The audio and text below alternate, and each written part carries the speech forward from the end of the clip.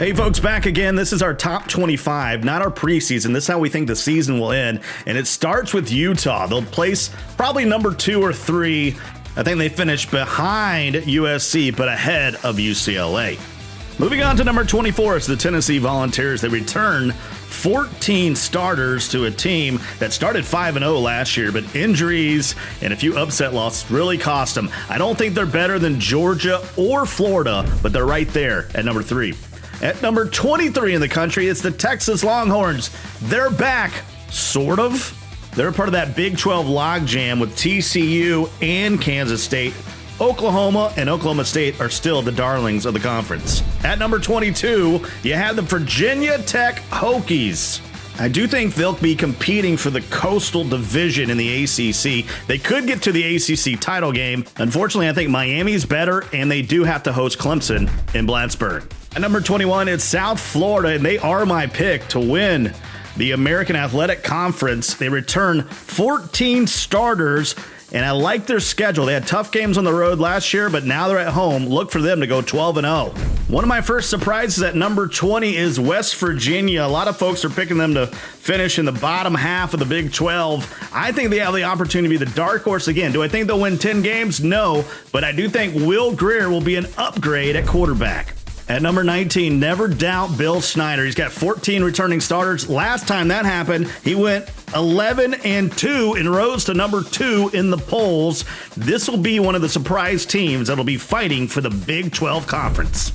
At number 18, Miami is my pick to win the Coastal Division. They don't have to play any tough teams. They'll be favored in 11 of 12 games, but they do have to play Florida State. Look for them in the ACC title game. Louisville at number 17. I do think they'll be a dark horse to win the ACC, but they do have to go on the road to play NC State and Florida State. That's going to be tough. At number 16, it's Florida, and the reason is they have a schedule that's unbelievable. Remember, they get LSU at home, and they just might make it to their 3rd straight title game. It'll be between them and Georgia to face Alabama in Atlanta. Number 15 is my pick to win the SEC East. It's the Georgia Bulldogs. Even though they have to go on the road, they do go on the road to play Tennessee and Auburn. And October 28th versus Florida in Jacksonville could determine who wins the SEC East. At 14, it's Stanford. You could easily make a case for them to win the Pac-12 North. They do host Oregon and high-powered Washington, and if anybody can get things done, it's David Shaw with a much more experienced team this year. At number 13, it's Auburn, and the key word for them is 15 returning starters, and you know they're no stranger to pulling some upsets. I just think it's going to come down to the Iron Bowl. They do host Alabama. They're going to have to win that to make it to Atlanta. At number 12, it's LSU, and I got no idea what to make of LSU. The only thing I do know is they have 5 road games. I don't think they'll be better than Auburn, and I don't think they'll be better than Alabama when all's said and done. Oklahoma State at number 11, and the main reason is Mason Rudolph and James Washington are both back. Veteran offensive line, and they do have 5 conference home games and get most of the big guys in Stillwater. Get ready to jump around at number 10. It's Wisconsin, and let's be honest, they're the only team in the West, so they'll be in the title game. The question is, will they face Ohio State, Penn State, or Michigan? That game against Michigan could be the key to maybe they make the playoffs. At number 9, it's Michigan, and this is one of the most talented teams in the country. The problem is they still have a lack of experience, and let's be honest, Penn State and Ohio State are 2 juggernauts this year. That said, Michigan could still win the East. At number 8, it's the Oklahoma Sooners. I do have them winning the Big 12, but not getting into the playoff with Texas, Kansas State, and Oklahoma State all on the road. They're going to have some blemishes to their record.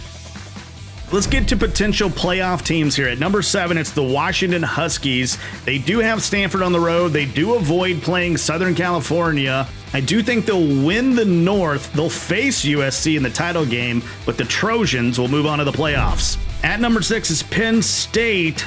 who's one of the most experienced teams in the entire country. They have 2 Heisman hopefuls in McSorley and Barkley. I think they'll finish number 2 in the Big Ten, right behind Ohio State. At number 5, it's last year's national champions, the Clemson Tigers. They do lose 6 players to the NFL, including Deshaun Watson. They have 3 capable young quarterbacks, an incredible defensive line, but I do think they'll lose to Florida State. At number 4, it's Southern California. They do get Stanford and UCLA at home. And let's be honest, this team is either 1 or 2 in all statistical categories, and Sam Darnold will be a Heisman hopeful. The Trojans are finally in the playoffs. At number 3, it's Florida State. They have the talent, the number 1 offense, the number 1 defense in the ACC. The tough thing for Florida State is they're going to have to play Clemson, Florida, and Alabama all away from Tallahassee. I do think they'll overcome and get to the playoffs. At number 2 is Ohio State. They were the most inexperienced team in the land last year, but they do have to play Michigan on the road, but they do get a revenge game against Penn State at home. That'll be the key to their season if they make the title game. And at number 1, if you saw my prediction, I got them going 15-0. Make sure you check that out. Alabama is just out for revenge after losing on the last play of the national championship last year. I hope you enjoyed our top 25. What's your top 25 teams? Where did we mess up? Let us know. Like, subscribe. We'll see you next time.